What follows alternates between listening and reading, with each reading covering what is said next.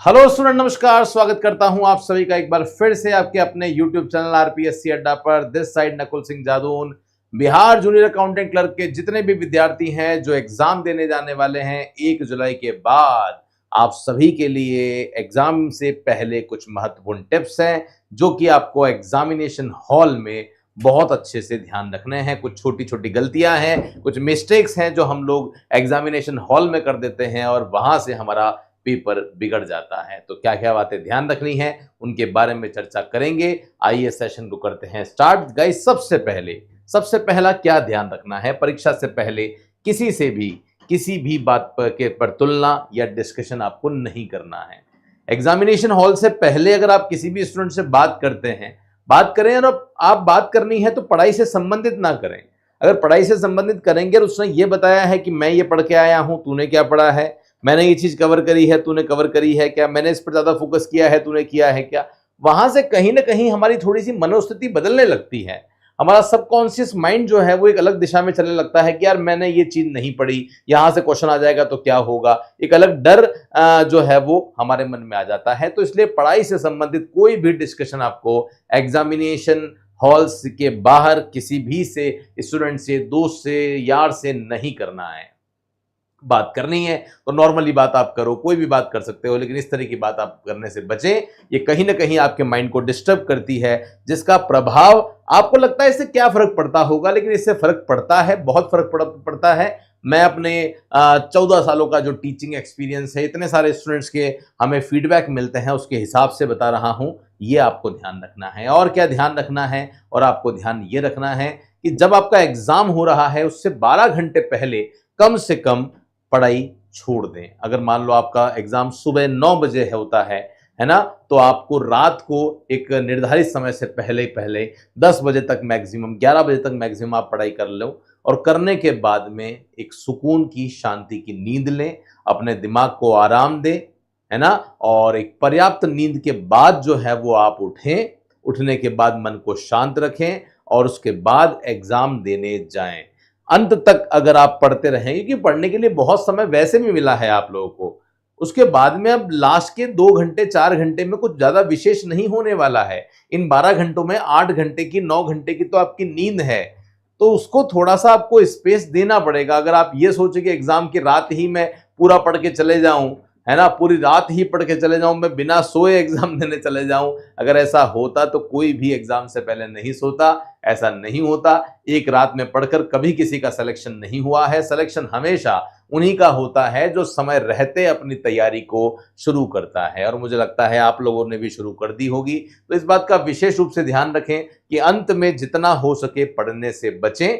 कुछ पढ़ना ही है तो कुछ फॉर्मूले पढ़ सकते हैं, कुछ शॉर्ट ट्रिक जो आपने बना रखी है वो आप पढ़ सकते हैं, लेकिन डिटेल थ्योरी चीज या कोई नई चीज लेकर बैठ गए, या कोई क्वेश्चन लेकर बैठ गए, या कोई प्रोविजन आप पढ़ने लग गए, ये बिल्कुल भी मत करना। पढ़ना ही है तो जैसा मैंने आपको बताया, कुछ इंपॉर्टेंट डेट्स हैं वो आप फिर भी पढ़ सकते हैं, कुछ शॉर्ट ट्रिक्स हैं, कुछ फॉर्मूले हैं वो आप फिर भी पढ़ सकते हैं, लेकिन फिर भी मैं कहूंगा कम से कम ही पढ़ें, क्योंकि जितना पढ़ना था, मेहनत करनी थी, वो आप कर चुके हैं अच्छी तरीके से। ये दूसरी महत्वपूर्ण बात है। उसके बाद में तीसरी महत्वपूर्ण बात है रीजनिंग के जो सवाल है। देखिए क्या होता है, जो प्रैक्टिकल सब्जेक्ट होते हैं, ये भी हमें, देखिए हमें भी ये सब फीडबैक कहाँ से मिलते हैं, मन से थोड़ी बनाते हैं हम लोग। ये हमें जब स्टूडेंट से को फीडबैक मिलते हैं कि सर मैथ्स रीजनिंग बहुत लेंथी थी सर, मैंने स्टार्टिंग में मैथ्स के क्वेश्चन स्टार्ट करे, मैंने स्टार्टिंग में रीजनिंग के क्वेश्चन स्टार्ट करे सर, और जब मैंने स्टार्ट करे तो सर स्टार्टिंग के 20 मिनट मेरे वहीं पे चले गए सर, क्वेश्चन 5 ही आए थे और 5 क्वेश्चन में मेरे 20 मिनट वहां पे चले गए। ये मिस्टेक स्टूडेंट करते हैं, क्योंकि क्वेश्चन कहीं ना कहीं ऐसे होते हैं, पजल वाले होते हैं, जो आपको घुमाते हैं, जो आपको परेशान करते हैं, और आप जब उसमें घुस जाते हो तो आपको लगता है कि नहीं बस अब तो मैं आंसर किसी भी हालत में निकाल के ही दम जो है वो मानूंगा। यहां पे आप सबसे बड़ी मिस्टेक कर देते हैं, और जब वो सॉल्व नहीं होता तो आपका कहीं ना कहीं कॉन्फिडेंस भी डाउन होता है। सबसे पहले उन क्वेश्चंस को करें जो क्वेश्चंस आपका सेल्फ कॉन्फिडेंस को बूस्टअप करते हैं। उन क्वेश्चंस को ट्राई करें जिसमें कोई कैलकुलेशन नहीं है, थ्योरेटिकल क्वेश्चन करें, वन लाइनर क्वेश्चन करें जिसको आप बहुत आसानी से आप कर सकते हैं। जब आप ऐसा करेंगे और स्टार्टिंग के आधा घंटा सोचिए, आधा घंटा केवल और केवल आप उन्हीं क्वेश्चंस को कर रहे हैं जो क्वेश्चंस में आप कंफर्टेबल हैं, जो आपको आते हैं, जिसमें आप 100% कॉन्फिडेंट हैं, तो आप सोचिए आधे घंटे बाद आपके माइंड का जो मैच चल रहा होगा वो कैसे चल रहा होगा, कितना ओवर कॉन्फिडेंट आपका माइंड जो है वो हो गया होगा। एक सेल्फ कॉन्फिडेंस अपने आप डेवलप हो जाता है, एक ऑरा हमारे आसपास क्रिएट हो जाता है, पॉजिटिव ऑरा जिसे कहते हैं। और जब ये पॉजिटिव ऑरा आ जाता है ना, तो नहीं याद आने वाले क्वेश्चंस भी हमें याद आ जाते हैं। क्यों? क्योंकि हम एक पॉजिटिव सोच के साथ में अपना मैच शुरू कर चुके हैं। और इसी जगह अगर आपने ऐसे क्वेश्चन से स्टार्टिंग कर दी या आपने सीक्वेंस से स्टार्टिंग कर दी, सीक्वेंस में ऐसे क्वेश्चंस हैं जो घुमावदार हैं, आपको परेशान करने वाले हैं, और वहां पे अगर आप नेगेटिव हो गए तो फिर पूरा पेपर आपका नेगेटिव माइंडसेट से ही चलने वाला है, जहां पे गलतियां, मिस्टेक्स होने की चांसेस बहुत ज्यादा हैं। तो इसलिए आप सभी को मैं ये कहना चाहता हूं कि जो टेक्निकल या कैलकुलेशन वाले जो क्वेश्चंस हैं वो हमेशा एग्जाम की आप एंड में किया करें। जब आप ऐसा करेंगे तो कहीं ना कहीं आपका टाइम सेव भी होगा और आप ज्यादा अच्छा स्कोर कर पाएंगे। ये सबसे इंपॉर्टेंट बात हो जाती है। और क्या ध्यान रखना है? और ध्यान रखना है कि किसी भी एग्जाम में जब आप एग्जाम देने जाते हैं तो जरूर आप इस बात को देखा करें कि उस एग्जाम में नेगेटिव मार्किंग है या नहीं है।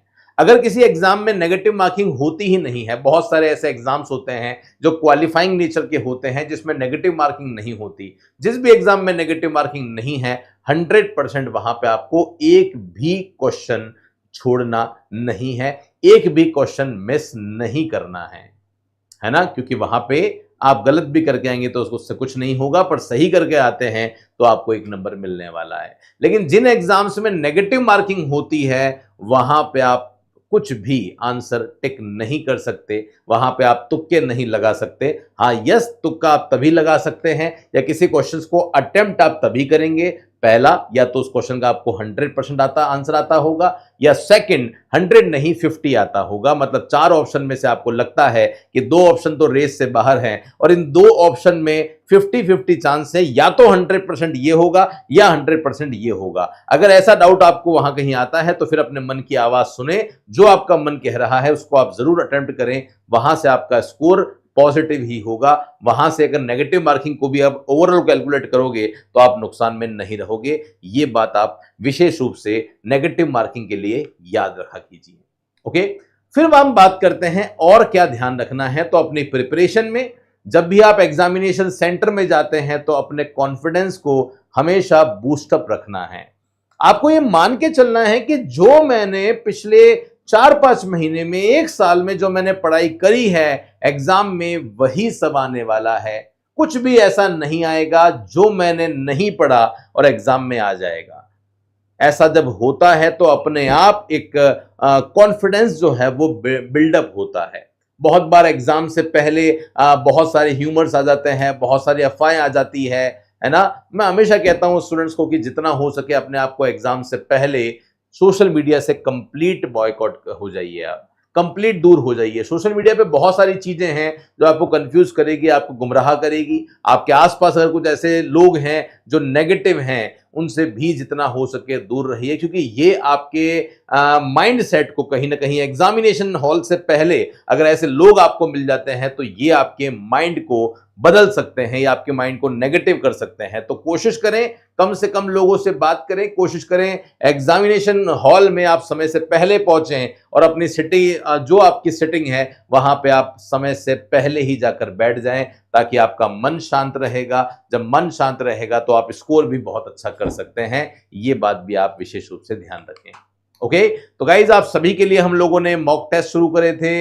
ये 10 मॉक टेस्ट में हमने आपको 400 क्वेश्चन दिए थे जो कंप्लीट सिलेबस को कवरेज करते हैं। ये डेफिनेटली आप लोगों ने इसको देख लिया होगा और पूरा रिवीजन आपके सिलेबस का मुझे लगता है हो गया होगा। हमारी तरफ से ऑल द बेस्ट आप सभी को। इसी तरीके से आप पढ़ते रहिए, बढ़ते रहिए। हमारी टीम हमेशा आप सभी के साथ में है। बहुत मेहनत आप सभी ने करी है, उस मेहनत का फल आप सभी को मिल जाए। कोई डाउट है, कोई समस्या है तो इनमें से किसी भी नंबर पर आप हमें कॉल या मैसेज करें, हमारी टीम डेफिनेटली आपकी हेल्प करेगी। टेलीग्राम पे भी रेगुलर बेसिस पे हम आपके लिए एमसीक्यूज पोल के रूप में डाल रहे हैं ताकि घर बैठे आपकी तैयारी चलती रहे। वो ज्वाइन नहीं किया है तो उसे भी नीचे डिस्क्रिप्शन में लिंक पर क्लिक करके जरूर ज्वाइन करना।